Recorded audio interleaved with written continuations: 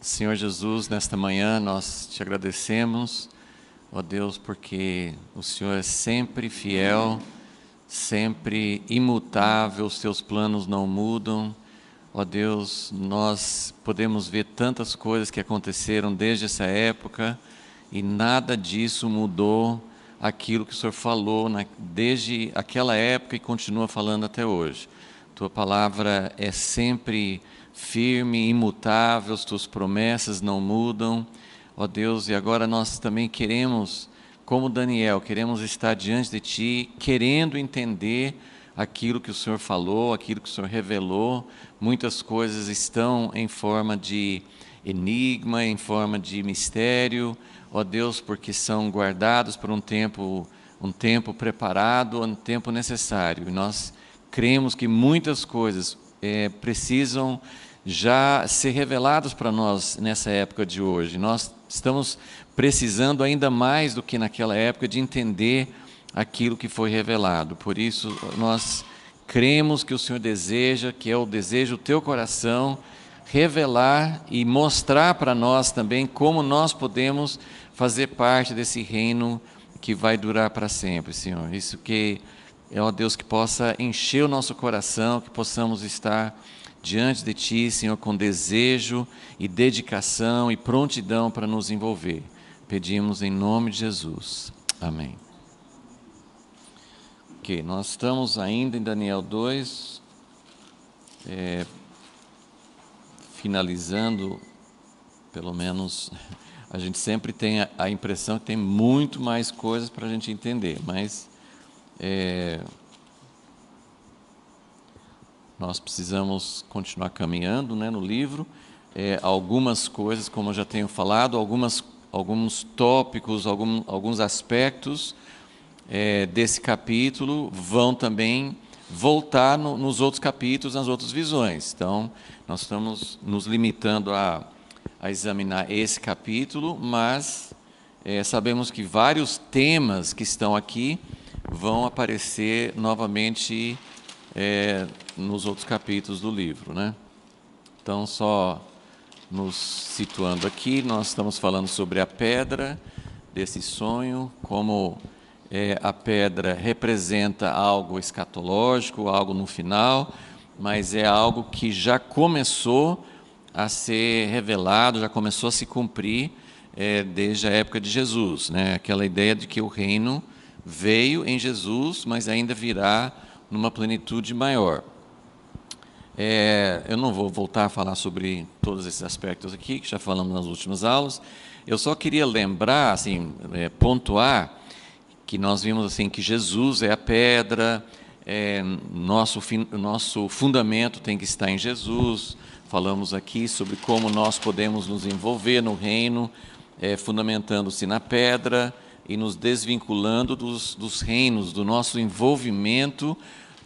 E isso a gente sempre tem que definir bastante, o que é a gente se desvincular dos reinos deste mundo, né? Não é se separar, a não ser que Deus tenha um chamado específico para isso, se separar, ir para um deserto como João Batista e ficar longe de tudo. Normalmente, essa não é a ordem de Deus para nós. E Daniel mesmo mostra um exemplo bem diferente, que nós vamos continuar falando sobre isso.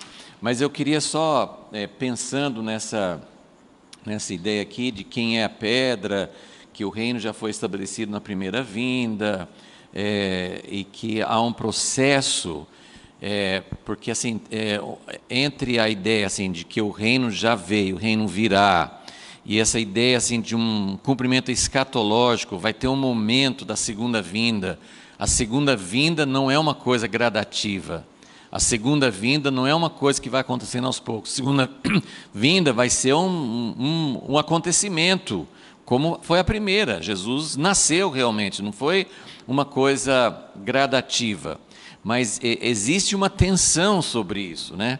E um dos aspectos, eu não sei se eu comparei já antes, mas um paralelo que a gente pode fazer com a pedra é com aquelas duas parábolas que Jesus deu em Mateus 13, que são semelhantes. Essas duas parábolas são do fermento, né? Lembra o fermento que é colocado dentro dentro de uma massa e vai levedando toda a massa. E tem também a sementinha de mostarda, um grão de mostarda que é pequenininho e cresce e se torna uma árvore grande. Então, se você for olhar a pedra aqui, tem a mesma ideia. A pedra é uma pedra pequena. Ela foi, não fala o tamanho, mas em relação a um monte, a uma montanha, uma pedra é muito pequena. Então, a pedra foi tirada do monte e derrubou a estátua, esmagou, esmiuçou a estátua, mas a pedra cresceu e se tornou um grande monte, né? E a mesma ideia assim de uma semente de mostarda, que é pequenininha e vai crescendo até se tornar uma árvore enorme. Tem várias interpretações, essas coisas são sujeitas a diferentes ideias, né? Porque o fermento a gente pensa numa coisa ruim, né? Um fermento, e pode ser uma coisa ruim mesmo, mas também pode representar algo que Deus está falando, assim, o fermento, que é o reino de Deus, vai alcançando o mundo inteiro, vai fermentando toda a massa. Então tem essas interpretações diferentes. Eu não sei se eu vou conseguir confundir a cabeça de todo mundo aqui, mas a ideia é a seguinte, que a pedra, ao mesmo tempo que ela tem um cumprimento imediato, a pedra vem, Jesus volta, a estátua cai, os reinos deste mundo se tornam o reino de Deus, o reino de Cristo, e essa pedra que veio e derrubou a estátua, que a princípio era uma pedra pequena, ela se torna um monte que enche toda a terra.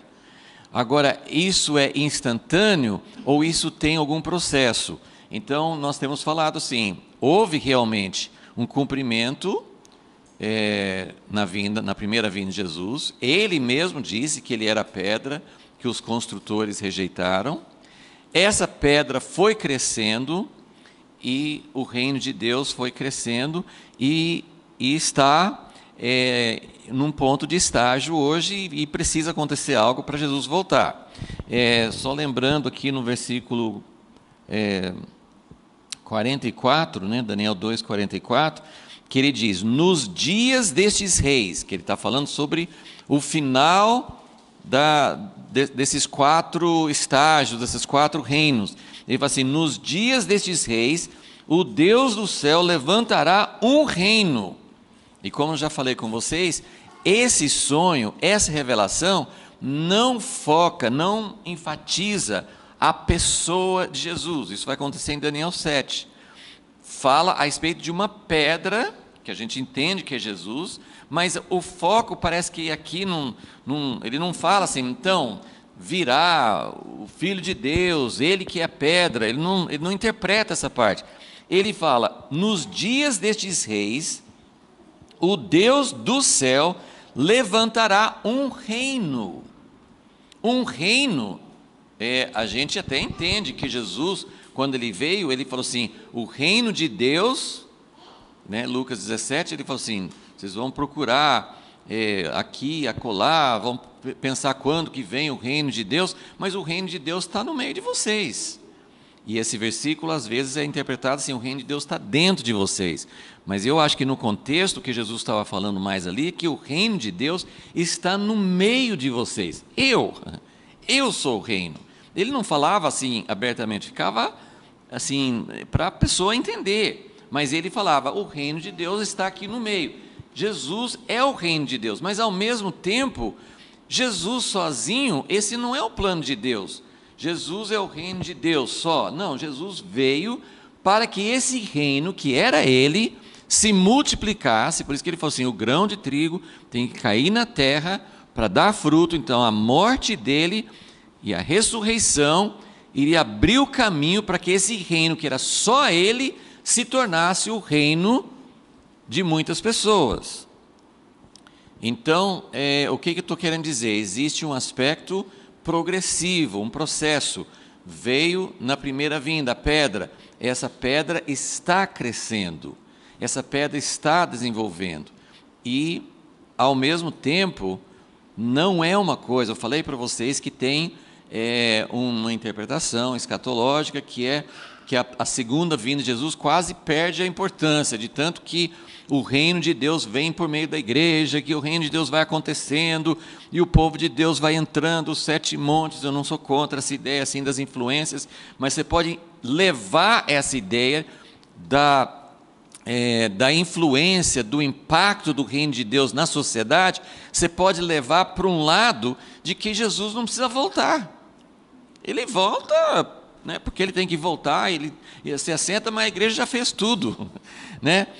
Não é assim, mas ao mesmo tempo não é que ele volta e fala assim, bom, né, a igreja não fez nada, não conseguiu nada, não tem reino nenhum, agora que nós vamos começar. Não, nos dias daqueles reis, o Deus do céu levantará um reino.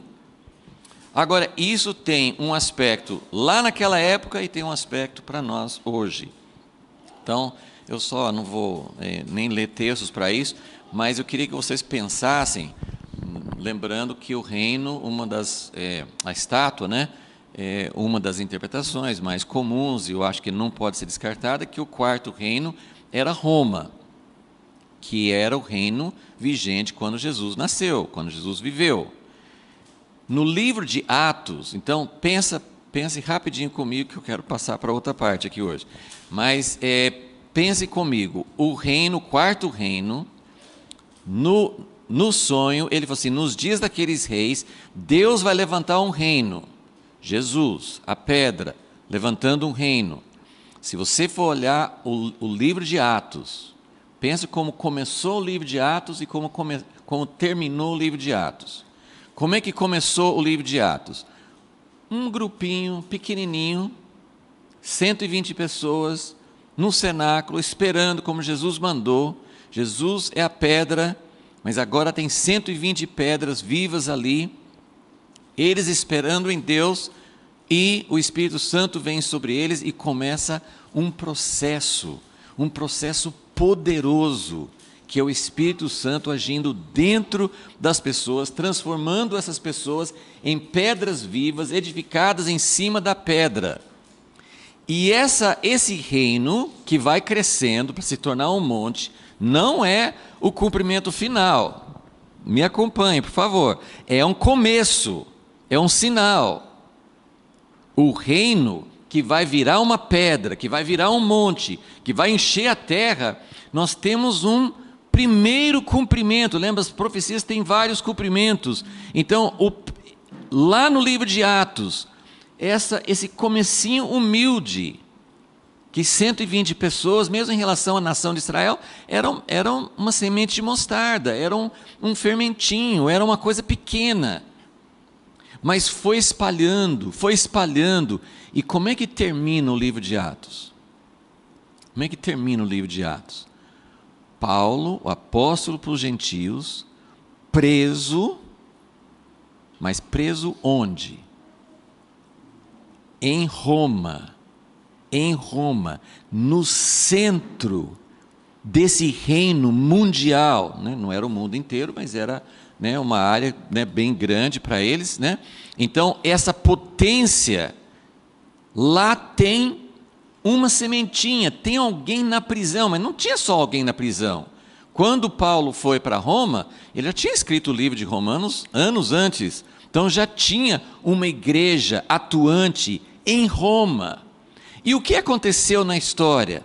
Essa pedra pequena, não foi ela que derrubou literalmente o Império Romano, foram os bárbaros que entraram e acabaram com o Império Romano, mas essa pedrinha que estava tão pequenininha, uma igreja perseguida, aí você sabe que a história que vem depois, Nero, as perseguições, pessoas sendo queimadas, pessoas sendo comidas pelas feras no Coliseu. Então, essa pedra rejeitada, humilde, se tornou, e aí tem um lado bom e um lado ruim, né? Porque essa pedra que foi crescendo, Roma foi derrubado, mas o cristianismo surgiu e se tornou uma potência mundial. Nós não somos a favor dessa potência que a igreja assumiu, mas eu só queria mostrar assim, que isso é meio que um sinal, que essa pedrinha que começou em Jesus, o reino dele,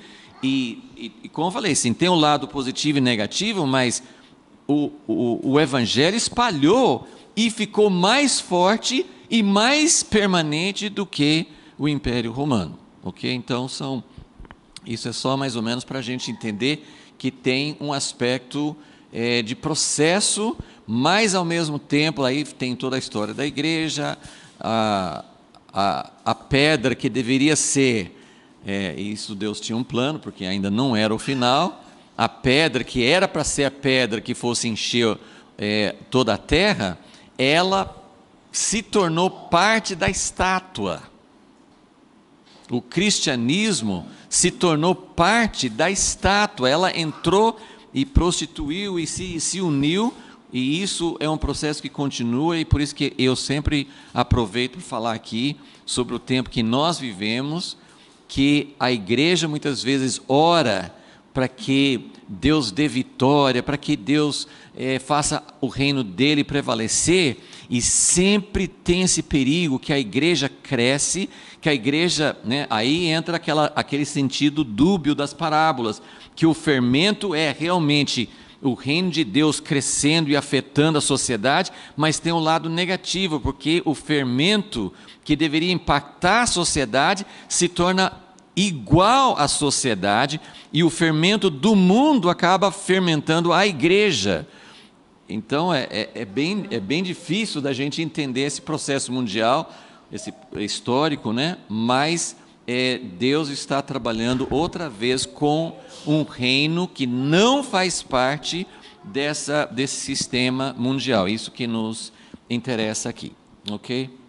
Eu sei que tem muitas perguntas, assim, isso vai levantando vários aspectos, mas a ideia é que, pelo menos um pouquinho mais, à medida que a gente prossegue no livro de Daniel, essas coisas vão ficar mais claras. Mas eu achei muito importante a gente lembrar que, num sentido parcial e meio que simbólico, a igreja, que era perseguida por Roma, se tornou mais forte do que a própria Roma.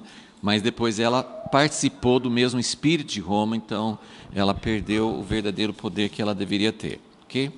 Bom, agora nós estamos então no finalzinho do capítulo 2, e agora vamos ler os últimos versículos. A gente já mencionou, fizemos algumas referências a esse final, mas hoje nós queremos colocar nossa atenção nesses últimos versículos. Então, quando Daniel termina de dar a interpretação, no versículo 45, Daniel 2, 45, então ele termina de falar, ele fala sobre a pedra que foi cortada, esmiuçou, o grande Deus fez saber ao rei o que há de ser depois disso.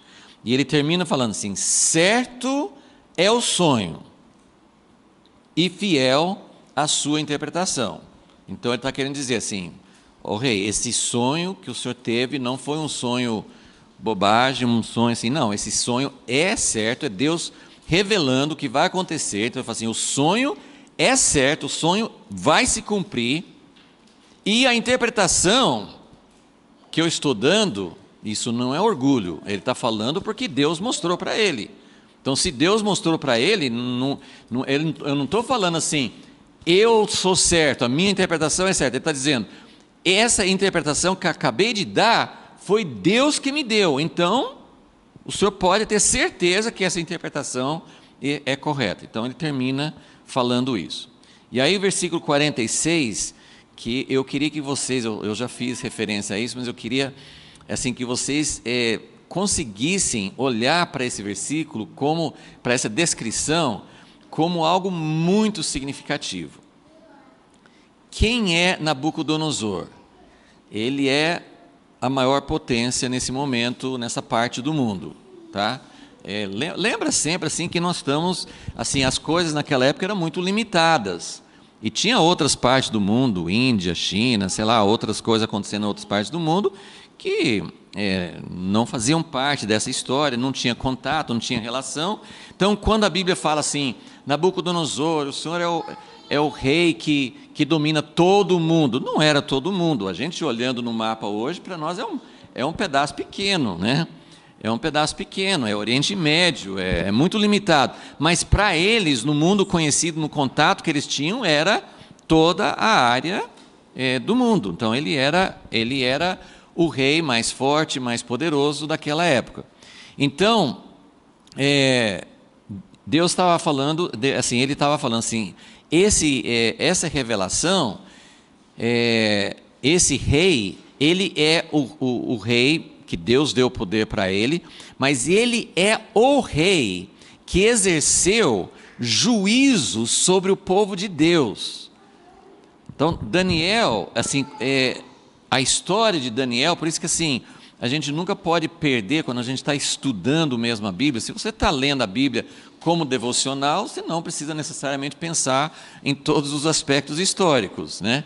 Você pode ver esse sonho, você pode ver os 3 na fornalha de fogo, você pode ver Daniel na cova de leões, você pode tirar proveito dessas histórias sem pegar o contexto histórico, mas não é o nosso objetivo aqui. Nós queremos entender o que é que isso significa. Então agora nós falamos do sonho, da interpretação, da pedra e tudo mais, agora nós estamos numa fase de conclusão dessa parte e nós queremos entender quais são as implicações, quais são os efeitos, o que significa. E quando você olha para essa cena, vamos ler o versículo aí, versículo 46. Então o rei Nabucodonosor caiu com o rosto em terra. Quem é que cai com o rosto em terra? São pessoas que querem adorar o Deus verdadeiro. Lógico, eles também caíam com o rosto em terra diante dos deuses deles. Mas nós estamos falando de um rei. E, na verdade, nesse ponto da história, às vezes é um pouquinho difícil de ter certeza, mas eu acho que dentro da cronologia nós podemos afirmar que nesse momento da história, Nabucodonosor ainda não tinha destruído Jerusalém, porque Daniel foi levado na primeira leva de cativos. Então, ainda não tinha acontecido, Nabucodonosor estava mandando, ele era soberano, lá estava Zedequias, estava lá em Jerusalém como rei, mas ele era sujeito a Nabucodonosor. Mas dentro de pouco tempo, Nabucodonosor vai destruir Jerusalém e vai destruir o templo, a casa de Deus. E este rei que exerceu esse juízo, esse rei que representa para o povo judeu um carrasco, um homem terrível, um homem que vai acabar com o nosso sonho, acabar com as promessas de Deus. Se eles não tivessem uma certeza de que Deus falou de restauração, ali no momento parecia que tudo tinha acabado. Por isso que você lê Lamentações de Jeremias e você vê assim, Jeremias falando assim, olha o que aconteceu com a filha de Sião, olha o que aconteceu com a glória de Deus, olha o que aconteceu com o povo de Deus. É um livro, uma poesia de tristeza. Então, este rei que é o instrumento, ele que tinha o poder sobre as pessoas, né, sobre Jerusalém, sobre o povo de Judá, este homem que tinha esse poder, ele levou Daniel e vários outros como escravos. Então nós estamos essa cena é um rei estranho, um rei fora do povo de Deus, um rei que está fazendo o que Deus permitiu, mas está exercendo juízo, está acabando com a nação, acabando com a cidade, acabando com a casa de Deus. O Daniel e os outros que foram lá, lembra, eles passaram por uma espécie de lavagem cerebral, era para eles esquecerem de tudo que Deus tinha ensinado, era para eles olharem para outro Deus, para outra cultura, era para eles negarem tudo aquilo lá.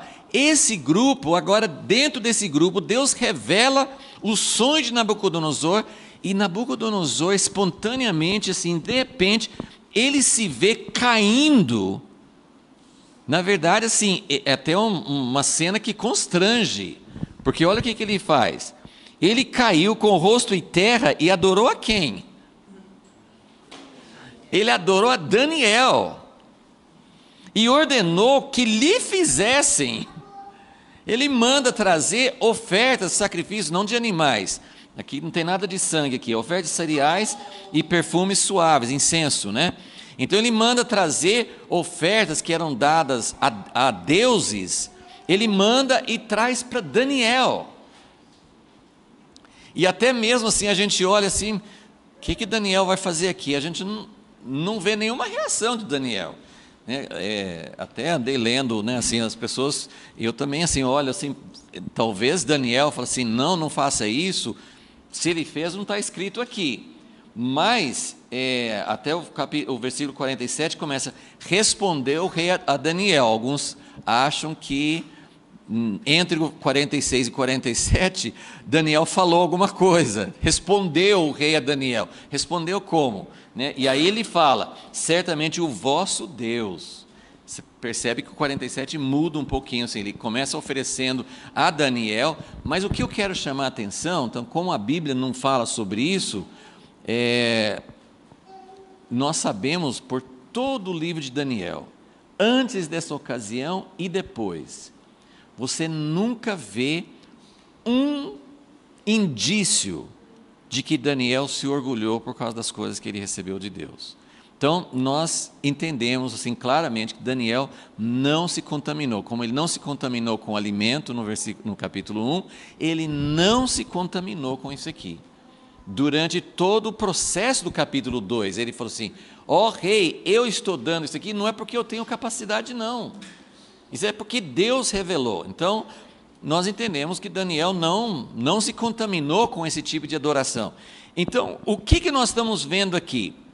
Nós estamos vendo um rei pagão, um rei, e não é qualquer rei, é o rei mais poderoso, é o rei que, na verdade, já exerceu juízo e vai exercer juízo pior ainda sobre Jerusalém, mas esse rei está se encurvando, está se prostrando diante de Daniel, porque ele entende que Daniel é um servo de Deus.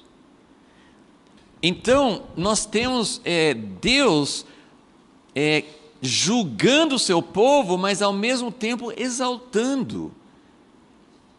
Jerusalém vai cair, o templo, a casa de Deus vai cair, mais pessoas vão para o cativeiro, mas lá no centro, como já acabei de escrever sobre Roma, começou com perseguição, começou com Paulo na prisão, depois outros foram presos, de acordo com a tradição, o apóstolo Pedro foi morto ali também, muitos outros, centenas, milhares de cristãos foram mortos em Roma, e Roma se tornou, lembra, símbolo das duas coisas, né? Mas se tornou um centro de cristianismo, ou seja, o cristianismo venceu o Império Romano, mas depois o cristianismo sucumbiu ao fermento errado do espírito do mundo, mas a ideia é que Deus está criando algo, Deus está gerando algo que o mundo precisa encurvar. Então, esse é o ponto central aqui, e a gente sabe, isso aqui é lógico, é muito sensível, porque assim como a igreja se contaminou naquele tempo de Constantino para frente, a igreja se contaminou muito com o espírito, e todas as épocas, em todas as épocas até hoje, né? Deus, muitas vezes, eu volto a falar, isso tem tudo a ver com o que está acontecendo hoje, entre a igreja e a política, e isso acontece em todas as épocas. Todas as épocas, Deus faz a igreja, Deus dá vitória para a igreja em vários aspectos. A igreja não preparada, ela se contamina com o fermento, com o espírito do mundo. E o reino de Deus, muito claramente revelado em Daniel, não participa. Então, uma das coisas que eu peço a Deus para nos mostrar na prática, a gente consegue ver lá em Daniel. Daniel participou do governo de Babilônia, mas não se contaminou. Como é que faz isso? Como é que hoje a igreja pode ser uma potência, pode ser uma influência, pode ser uma representação desse reino poderoso de Deus que nunca vai acabar, mas como que a igreja não participa do reino deste mundo? Porque, escutem bem, Versículo 44. Nos dias destes reis, o Deus do céu levantará um reino que não será jamais destruído. Deus está falando de um reino que não vai cair. Ele falou assim como você viu a estátua, é Babilônia, é Pérsia, é Grécia e tal, mas cada um vai cair, Deus vai levantar um reino que não vai cair. Só que o reino de Deus, representado pela igreja, vem caindo. Tem alguma coisa que está errado. E até hoje nós estamos vendo a igreja se misturando da maneira errada. Então, algo tem que ser diferente, porque aí ele fala, este reino não passará a outro povo, mas esmiuçará e consumirá todos esses reinos. Gente, qual que é a história da igreja? A história da igreja, isso pensando na igreja como estrutura humana, né? Porque o povo de Deus remanescente continua firme durante todos os séculos. Deus nunca perdeu o seu remanescente. Mas a igreja, a estrutura humana, ela levanta e cai, igual os reinos do mundo, né? Você tem igreja católica, aí vem igreja protestante. Dentro da igreja protestante tem momentos em que, tem períodos de história em que John Wesley é a vanguarda, é o que Deus está fazendo na terra. Mas a igreja metodista depois cai. Igrejas pentecostais no século XX é o que levou a chama para o mundo inteiro, mas a igreja pentecostal hoje, cheio de corrupção, cheio de escândalos. Então, hoje, assim, a história da igreja é parecida com a história dos reinos do mundo, é uma sucessão, levanta, cai, assim, agora o momento do reino, naquele tempo era Babilônia, era Nabucodonosor, mas ele falou assim, mas vai cair, vai ter um outro reino, depois daquele reino vai ter um outro, depois vai ter um outro. E nós vimos que não se limitou a esses 4. Na verdade, a visão é para mostrar que há uma sucessão. E a história da igreja tem sido uma sucessão também. Então, este reino que vai esmiuçar todos os outros reinos, e aí nós precisamos desses 2 fatores. Vai ter um momento escatológico, Jesus vai voltar, a pedra que não foi cortada com mãos humanas, mas ele vem não sozinho, porque Deus levanta um reino que não será passado a outro povo. Então, nós precisamos realmente entender, tem muita coisa aqui que a gente quer, eu não estou aqui para dizer que eu sei como que funciona, mas eu sei que existe algo, Daniel mostra que é possível, nesse pior momento, o cativeiro babilônico é visto na história como o pior momento da história do povo de Deus. Hoje nós temos um momento pior, que poderia ser considerado o Holocausto, mas quando você estuda a história dos judeus, é difícil achar um momento pior, porque eles tiveram muitos momentos piores, né? Eles tiveram muitos tempos terríveis, e a Bíblia fala que vai ter um momento pior ainda, para o povo de Israel e para a igreja. Então tem esses momentos piores, né, muito escuros, mas o que eu queria mostrar é que nesse momento pior, isso que nós estamos estudando agora, no cativeiro, Daniel e os seus 3 amigos, mas aqui focando em Daniel lá no centro do poder,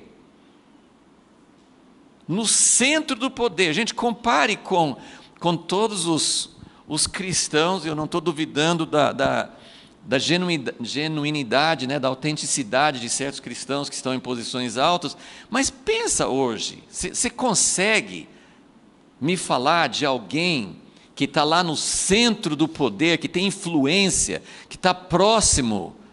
Porque Daniel, no final desse capítulo, versículo 48, então o rei engrandeceu Daniel, lhe deu muitas e grandes dádivas, o pôs por governador de toda a província de Babilônia, como também por principal governador de todos os sábios de Babilônia. Daniel chegou do ninguém, de nada, ele foi lançado de uma vez lá para o topo do poder. Agora pensa se hoje nós temos alguém que pode ser considerado um Daniel. Pensa se a igreja está preparada para chegar nesse ponto. É isso que eu quero mostrar. Assim, é possível, é até vontade de Deus que cristãos entrem em lugares estratégicos de poder, de influência. É vontade de Deus, mas tem que ter essa posição de Daniel, né? Algo nós precisamos aprender, nós precisamos realmente estar preparados para algo a mais, ok? Então, mas voltando aqui, o rei Nabucodonosor, então, ele se prostrou de rosto em terra. O que eu quero dizer é que ele reconheceu, no versículo 47, ele reconheceu Deus. Certamente o vosso Deus é Deus dos deuses, Senhor dos reis. O que ele está falando com essas duas? A gente lê essas coisas, parece que é meio automaticamente, né? Deus é Senhor, Deus dos deuses, Senhor dos senhores e tal. Mas o que ele está dizendo aqui? Está dizendo duas coisas. De todos os deuses, o seu Deus é o maior. Ele está reconhecendo o cara mais importante daquela região, daquele mundo. O cara mais importante está reconhecendo que o Deus de Israel, o Deus de Daniel, é maior do que o Deus dele. As potências que conquistavam os outros povos, eles não faziam isso. Se ele conquista Israel, ele vai dizer, o meu Deus é mais forte do que o Deus de Israel. É isso que eles falavam. E Nabucodonosor está dizendo, o seu Deus, Daniel, é maior do que o meu. Porque os meus sábios, os que acreditam no meu Deus, não conseguiram revelar esse segredo. O seu Deus revelou. Então, ele é Deus. A primeira coisa, ele é acima de todos os deuses. E segunda coisa, ele é Senhor, ele é soberano, ele é absoluto sobre todos os reis. Ele que manda em todos os reis. Gente, a gente acredita que Nabucodonosor não manteve essa posição, né? Mas ele está fazendo umas confissões aqui que são fantásticas, né? Então, ele fez esse gesto de adoração a Daniel, mas ele está reconhecendo que é o Deus de Daniel, né? No versículo 47. E o revelador de mistérios, pois pudeste revelar esse mistério. Lembra o que os sábios falaram com o rei, nesse capítulo? Né? Que ele pediu que falasse o sonho, e os sábios falaram assim, não, rei, isso é impossível, ninguém pode fazer isso. Eles até falaram assim, não existe ninguém que possa fazer isso. Quem pode revelar são os deuses. Só que os deuses não falam com os homens, não habitam com os homens. Eles reconheceram que poderia existir um poder sobrenatural acima deles, mas esse poder sobrenatural acima deles não revelava. E agora Daniel mostrou, não, tem um Deus que revela segredos. Tem um Deus maior do que os seus, e esse Deus que é maior do que os seus, revela segredos. Então, é isso que ele está falando. Gente, eu só quero ler alguns versículos, tem vários aqui, eu vou só ler um ou dois em Isaías, talvez um no Salmo também, né? Isaías 45,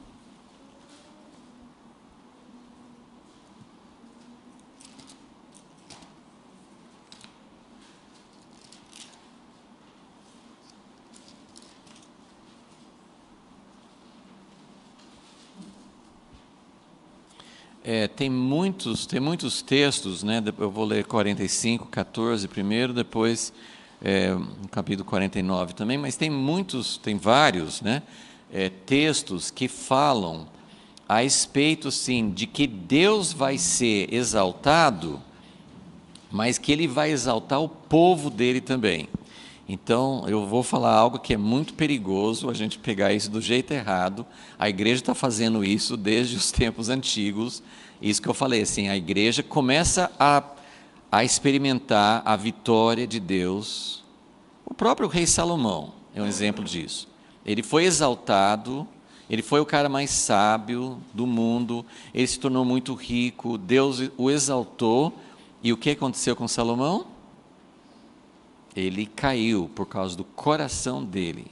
E isso tem acontecido sucessivamente. Por isso que tem acontecido isso que eu falei. A igreja sobe, mas a igreja cai. A igreja sobe, mas a igreja cai. Deus tem usado movimentos. Deus tem usado restaurações. Deus trabalha assim em diferentes épocas da história. Você vê a mão de Deus operando durante a história. Coisas tremendas só Deus poderia fazer. O que acontece? A igreja, os homens, as pessoas, as lideranças se exaltam e participam desse espírito, que é o mesmo espírito de Nabucodonosor. O que é Nabucodonosor? Ele se prostrou ali, mas aí ele pensou assim: eu sou a cabeça de ouro, todo mundo tem que me adorar agora, né? Então, ele pegou tudo errado. E a igreja tem feito isso também. Mas o que eu quero mostrar é que Deus, Ele fala assim: eu não divido minha glória com outro. A glória é só para mim. Mas tem uma coisa, quando Deus se identifica como Deus de Israel, quando Deus se identifica como Jesus, cabeça da igreja, a igreja é o corpo de Cristo. Então, o desejo de Deus, como Jesus orou, às vezes você não percebe isso naquela oração de João 17, mas Jesus orou e ele pediu isso, e falou assim: Pai, glorifica-me. Jesus estava indo para a cruz, ele estava indo para a pior humilhação, e o pior sofrimento, e pior separação que poderia ter. Mas antes da cruz, ele estava dizendo: Pai, glorifica-me com a glória que eu tive contigo antes da fundação do mundo.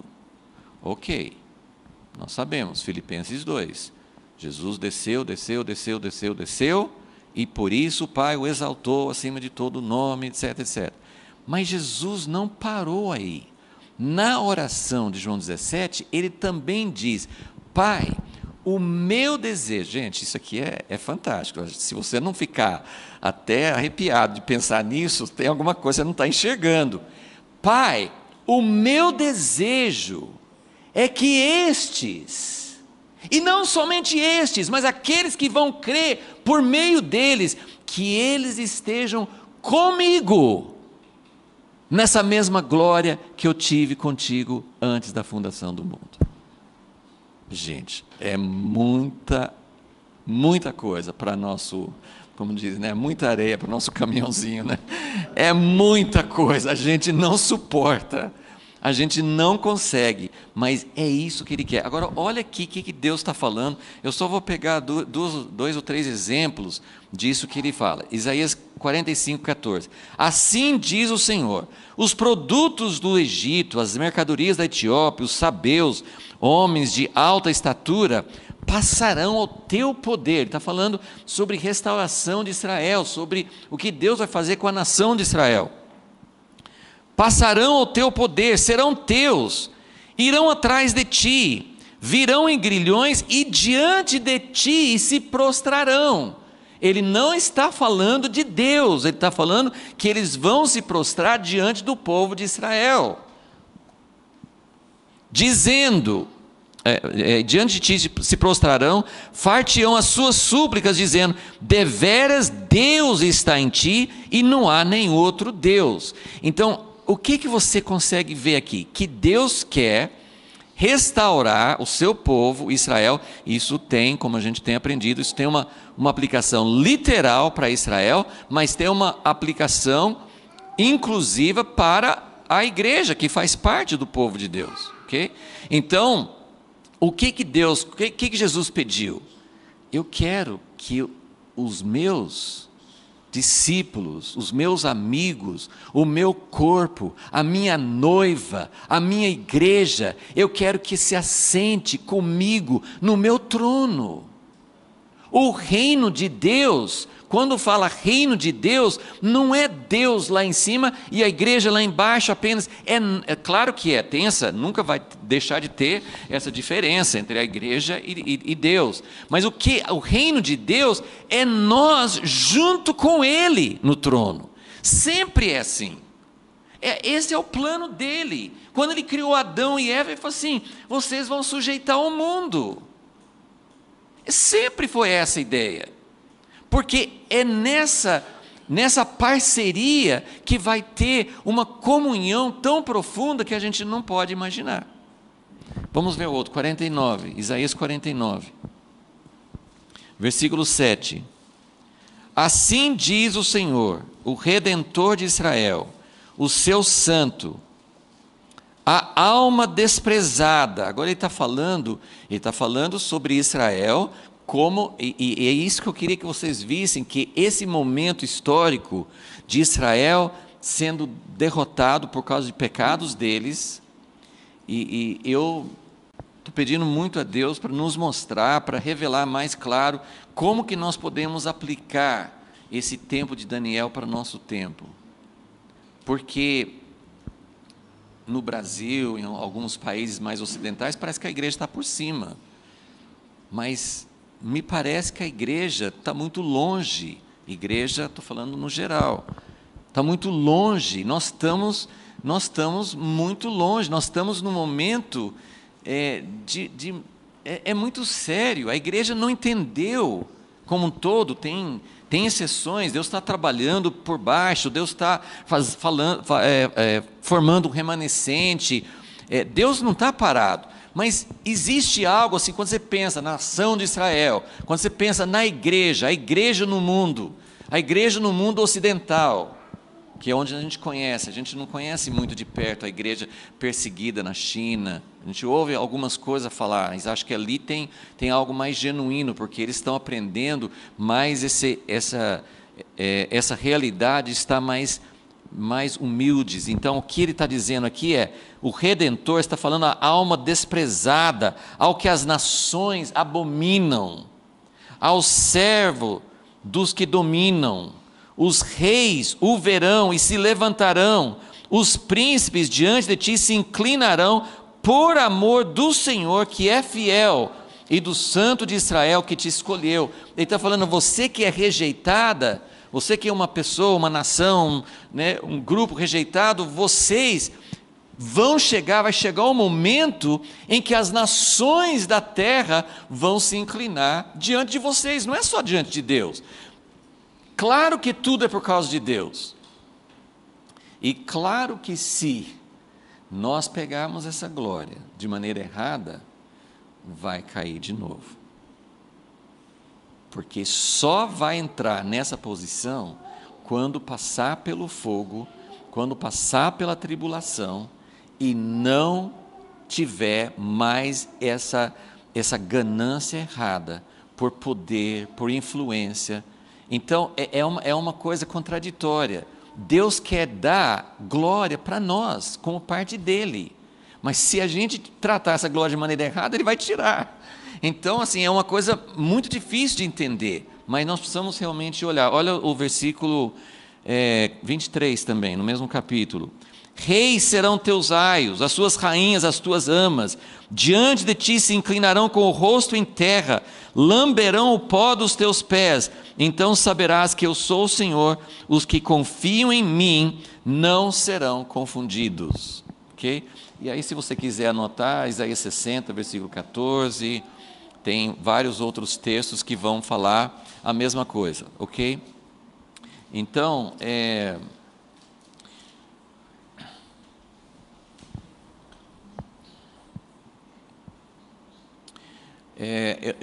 talvez a gente não vai ter tempo de falar muito sobre isso, mas eu queria falar sobre essa situação que Daniel viveu.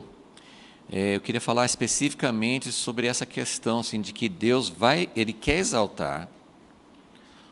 O que nós estamos concluindo aqui? Que Daniel, como escravo, muitos entendem que ele foi feito um eunuco, porque eles faziam isso, né, com as pessoas assim para servir o rei, para eles não se envolverem com outras coisas. Eles eram feitos eunucos. Então, assim, isso é uma humilhação terrível, isso é tirar a masculinidade, é uma coisa terrível que eles fizeram com eles. A gente não tem certeza, mas é bem possível, né, que ele tenha feito isso com Daniel. O que eu quero dizer, assim, Daniel era um escravo. Daniel foi levado, foi arrancado do seu país. Ele foi arrancado da sua família. Ele era jovem, certeza que ele tinha família, tinha pais, tinha, né, todos os familiares. Eles eram de uma classe privilegiada, então eles poderiam ser futuros líderes. Então ele foi arrancado, ele e os outros, eles foram arrancados e transformados em escravos e levados para a Babilônia. Lá ele não se recusou ao treinamento que Deus deu, que Deus permitiu, né? Mas que o rei de Babilônia impôs sobre eles. Ele não se recusou, só se recusou a se alimentar daquelas comidas. E ele buscou a sabedoria de Deus. E Deus pegou Daniel lá de baixo e colocou lá em cima. Ele foi colocado numa posição muito alta. Nós vamos continuar pesquisando o que significa, como é que ele viveu essa situação. Nós não temos muitos dados, não temos muitas informações, né? Mas nós queremos entender pelo menos o que está escrito na palavra, o que nós podemos deduzir dessa posição que ele teve lá no governo. Mas, assim, pelo menos nesse momento, eu queria comparar, depois talvez a gente tenha outras comparações, eu queria comparar com José do Egito. E eu queria, assim, mostrar que Deus só pode colocar nessa posição que Ele colocou Daniel quando a pessoa vai lá embaixo. Para ser exaltado, tem que ir lá embaixo. É mais ou menos aquele princípio. Você vai fazer uma casa comum, precisa de um alicerce. Mas não precisa ser um alicerce tão... Agora, você vai fazer um predinho de 3 andares, tem que ter um alicerce mais fundo. Você vai fazer um arranha-céus, um prédio alto, aí você tem que fazer um alicerce que realmente desça, não mesmo tanto, né? Acho que eles não conseguiriam fazer, né, se 300 metros de altura, não vão descer 300 metros, mas tem que ter assim, um alicerce muito profundo. Para Deus, eu acho que é proporcional. Você vai aceitar Deus tratar com sua vida e levar você embaixo, na mesma proporção que desce, é o tanto que Deus vai poder levantar depois. Então, só você lembrar rapidinho da história de José. José recebeu, diferente de Daniel, que a gente saiba, não tinha nenhuma revelação anterior que Deus estava chamando. Ele foi levado para cativeiro, foi... feito, colocado nessa posição, mas ele estava lá embaixo. Agora, José recebeu uma visão, ele recebeu sonhos, ele recebeu um chamado, ele sabia, até os irmãos ficaram bravos com ele, o próprio pai ficou bravo com ele. Como assim? Você está tendo um sonho que você que vai, todo mundo vai se encurvar diante de você, né? Mas ele recebeu essa visão, mas o que tinha que acontecer na vida dele para que Deus pudesse cumprir aquela visão? Ele precisou passar por traição, ele precisou ser vendido como escravo, ele precisou ser humilhado, apesar de não ser devedor de nada, na casa de Potifar. Ele ficou na prisão. Eu sempre penso, não sei se estou errado, eu sempre penso que ele passou por tudo isso. Ele interpretou os sonhos do copeiro e do padeiro, e aí ele pediu, o padeiro foi morto, mas o copeiro foi restaurado, e ele falou, já que não ia adiantar ele pedir para o padeiro, o padeiro foi morto, mas para o copeiro ele pediu assim, então, já que você vai ser restaurado, não se esqueça de mim. Ele pensou assim, bom, passei por tudo isso, chegou a minha hora, agora chegou a minha hora, eu fui fiel até aqui. Eu sempre penso que aqueles 2 anos, pode parecer pouco, mas acho que para ele foi uma eternidade. Depois que Deus mostrou o sonho, aconteceu exatamente como Deus mostrou, o copeiro foi restaurado e ele ficou esperando. Sabe quando você espera uma notícia, você espera algo assim, não tinha celular para conferir, para acompanhar, né? Assim, então ele estava lá esperando, ele não tinha notícia. Passou um dia, passou 10 dias, passou um mês, passou 6 meses, nada. E ele começou a ver assim, esse copeiro não se lembrou de mim. Então, eu sempre penso que nessa hora, porque ele tinha uma certa esperança, agora vai acontecer, o cara vai ser restaurado na presença do rei, fale lá, eu não devo nada, fale de mim lá. Então, ele passou por morte. E você pode comparar todos, assim, Saul chegou ao reino sem passar por morte, ele não suportou. Davi recebeu o chamado, mas passou anos. O apóstolo Paulo foi chamado, tinha coisas tremendas de Deus, ele teve que correr, ficou no deserto, sozinho, anos sozinho. Mesmo depois, ele teve o espinho na carne. Então, essas coisas são necessárias. Deus não pode levantar sem nos levar lá embaixo primeiro. Então, isso e não é nem troca, assim, sabe, assim, eu estou passando por uma situação, mas eu sei que o Senhor vai me exaltar. Não é nada disso. Passamos por situações, a gente não sabe o que vem, é para conhecer a Deus, é para ficar mais perto dEle, é para purificar. A Bíblia fala muito sobre purificação. O fogo precisa queimar as coisas erradas. Gente, podem acreditar, tem muita coisa para ser queimada em nós ainda, muita coisa. Então, Pedro fala, não estranheis o fogo das provações, porque ele está apurando o ouro, ele está trabalhando. Então, agora Deus tem um objetivo, Deus tem algo, Deus vai formar. Gente, eu não sei como eu não entendo, e eu vejo a igreja hoje, de maneira geral, não preparada, mas eu sei que Deus está trabalhando em toda a face da terra, nos lugares onde tem perseguição, em outros lugares, Deus está trabalhando com pessoas que não são ninguém. 1 Coríntios 1 fala sobre isso, que Deus usou as coisas que não são, as coisas que as pessoas, que não têm conhecimento, que não têm sabedoria, não são as pessoas grandes, não são as pessoas poderosas. Então Deus fala muito sobre isso. Então eu queria deixar essa lição assim, muito forte assim, para a gente entender, porque José e Daniel, eles são muito semelhantes, tem muitas semelhanças, né? Os dois interpretaram sonhos, mas eu queria focar principalmente nesse aspecto. Os dois foram lá embaixo, os dois foram humilhados, eles foram colocados lá embaixo, porque senão eles não suportariam. Deus não pode usar alguém, e a gente vê isso individualmente. Agora eu quero falar que isso vai acontecer, ou está acontecendo, quem sabe, coletivamente. Deus está trabalhando com a igreja.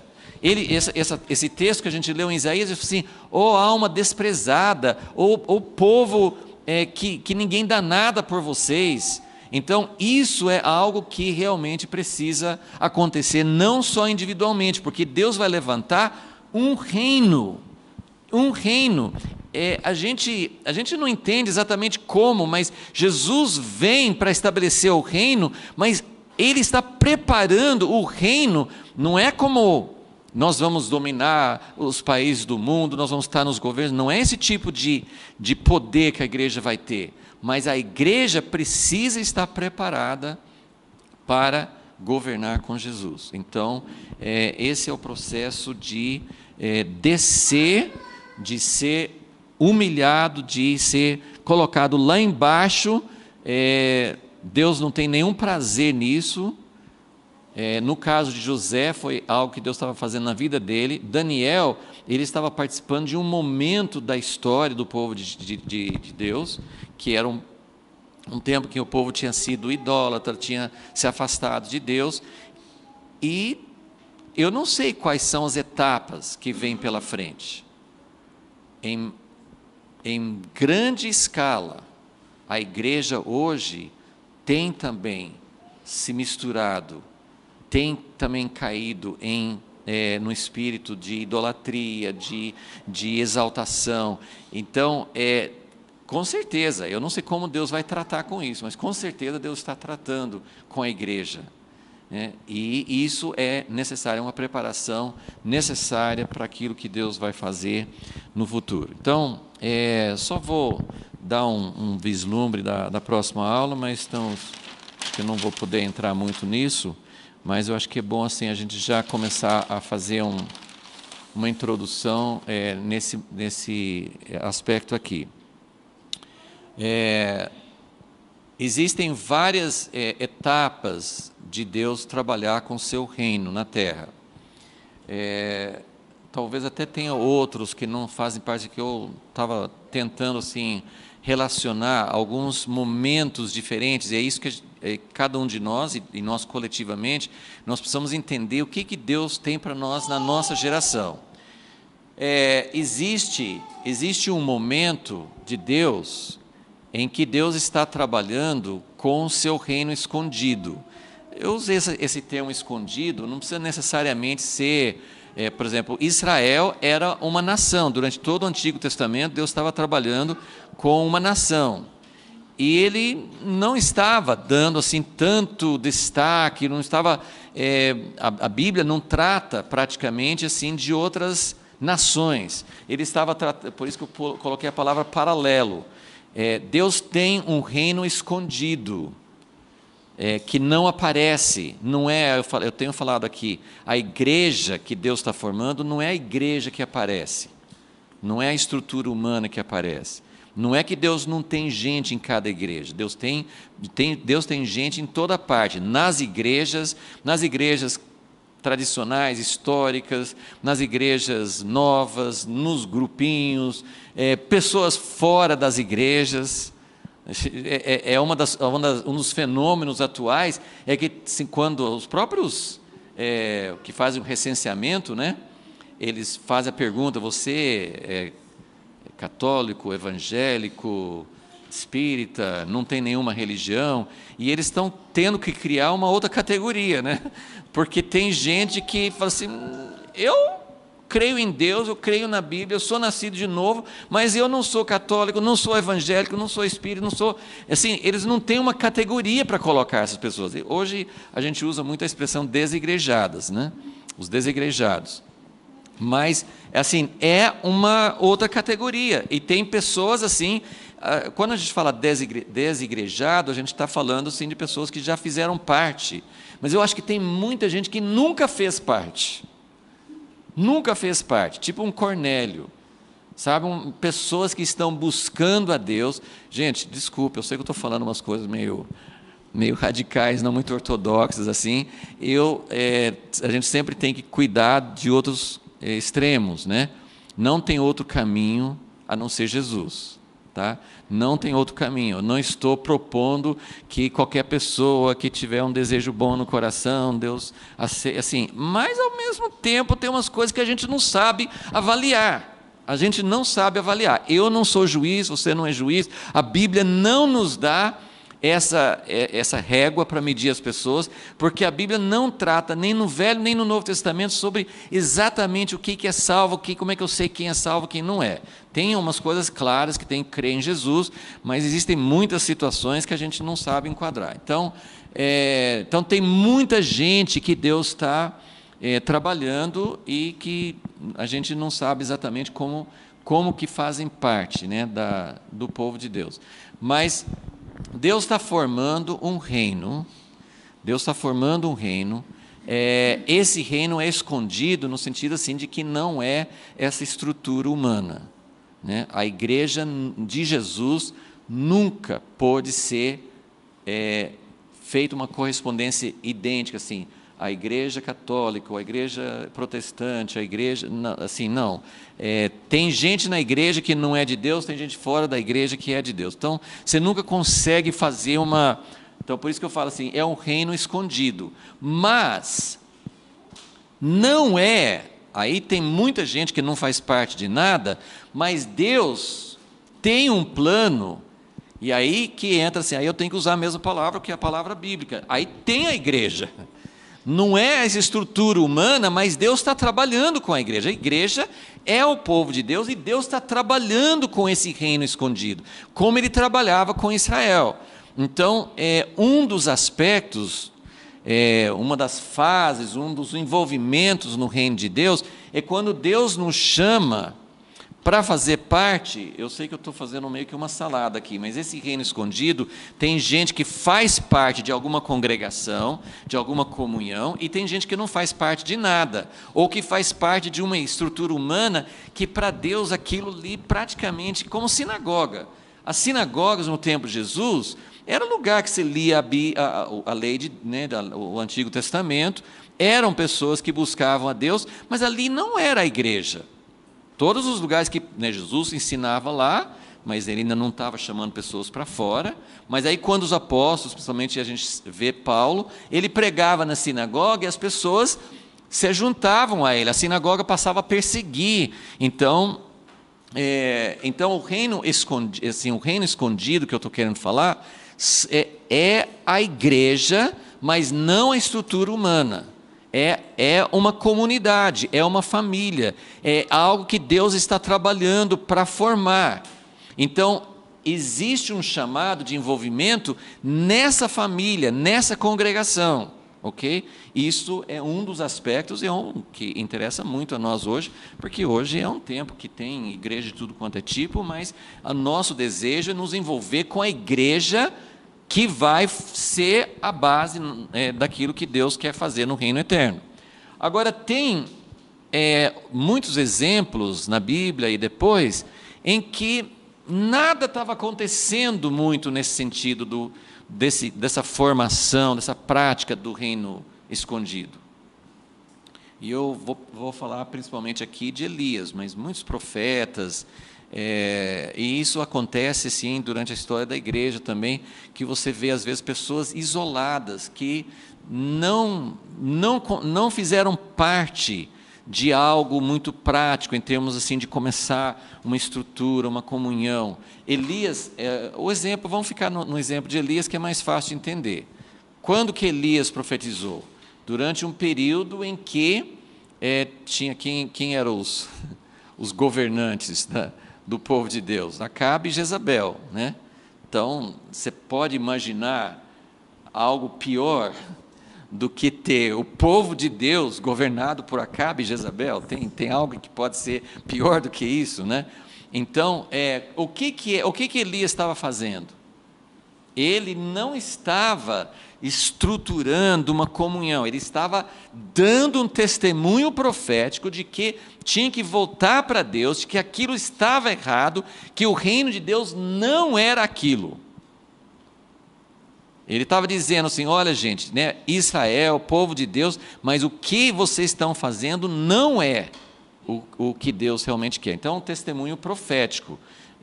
Vai ter testemunhos proféticos nos últimos dias também, não no sentido de que não vai ter uma igreja atuante, mas muito assim, algumas pessoas são chamadas para dar testemunho.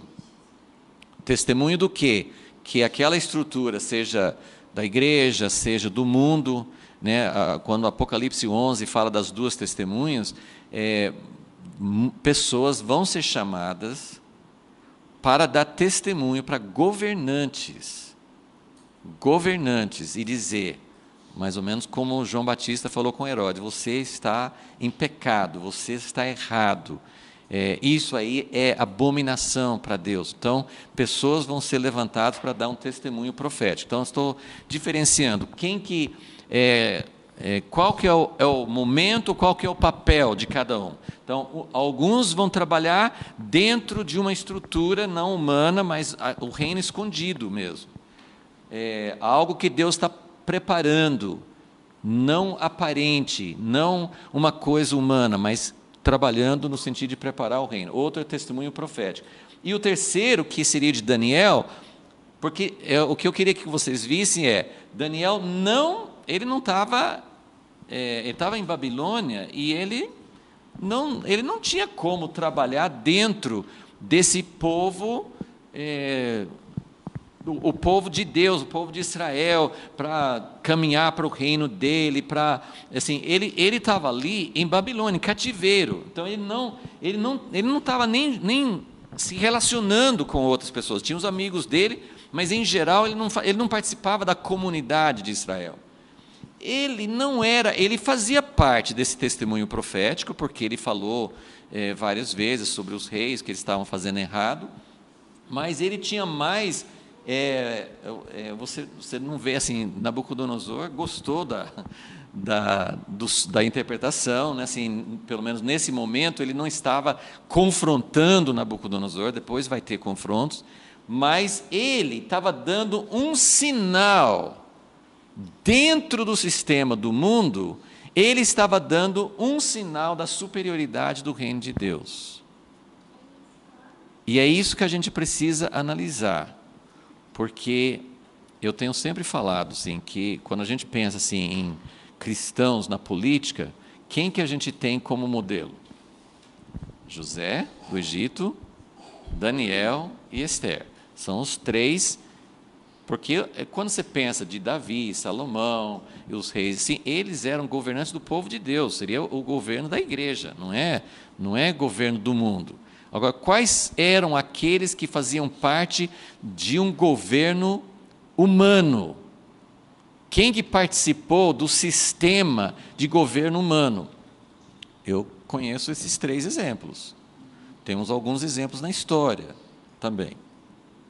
Mas o importante desses três exemplos, e a gente vai continuar falando sobre isso, mas o interessante desses três exemplos é que nenhum dos três mudou nada dentro do sistema. Eles não reformaram, não transformaram. Né? José não mudou o reino do Egito, o governo do Egito. Logo depois de José surgiram aqueles que perseguiram, assim, ele não mudou o sistema. O governo do Egito não foi assim, foi dado um sinal, foi dado um testemunho de quem era Deus, mas ele não mudou. Eu estou querendo mostrar qual é a nossa visão de alguém que participa não só do governo, mas de qualquer aspecto do reino deste mundo, né? Então, nem José, nem Esther e nem Daniel. Nós vamos continuar falando sobre isso, mas é muito importante a gente analisar, assim, Daniel foi lançado para dentro do governo de Babilônia, mas tanto é que no livro de Daniel nem fala sobre algo que ele fez em Babilônia, assim, então ele implantou um sistema mais justo, aí ele fez, né? Nem aquilo que José fez, que foi suprir. José entrou no governo no Egito para poder alimentar a família dele, né? Mas Daniel não participou. Então, são coisas que a gente vai somando, né, e analisando para entender como que Deus quer, o que Deus quer nos falar sobre a posição da igreja em relação ao sistema do mundo. Senhor Deus, nós te agradecemos, ó Deus, porque essa visão de que o Senhor está acima de todos os deuses e acima de todos os reis e governantes, pode nos dar esse consolo de saber que o Senhor está realmente acima de tudo e nada está fora do teu controle. E a tua sabedoria é perfeita. E, ó Deus, o Senhor vai fazer aquilo que vai contribuir para a vinda do teu reino. Nos momentos certos, o Senhor vai chamar alguém como Daniel para demonstrar dentro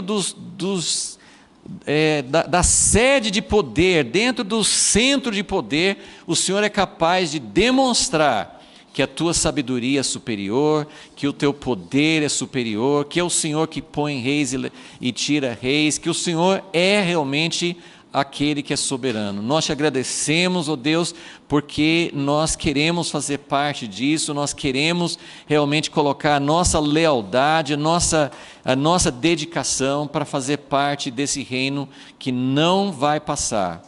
e pedimos, ó Deus, que o Senhor nos prepare naquilo que precisa ser feito, Senhor. Nós nos colocamos, é uma oração perigosa, mas queremos fazer essa oração dando ao Senhor a liberdade de tratar com a nossa vida individualmente e coletivamente, com a igreja, com o teu povo, ó Deus, para que realmente tudo aquilo que pode desviar, desvirtuar o teu reino que o Senhor quer colocar em nossas mãos, o Senhor quer exaltar a igreja junto contigo, o Senhor quer reinar junto com o teu povo, o Senhor quer que o teu reino seja exaltado na terra, mas tem que ser um reino que não participa dessa corrupção humana, desse desejo de exaltação, dessa glória humana. Nós queremos realmente que o Senhor queime isso fora de nós, para que realmente o Senhor possa ter a base que o Senhor precisa para poder voltar, Senhor. Essa é a nossa oração nesta manhã, em nome de Jesus. Amém.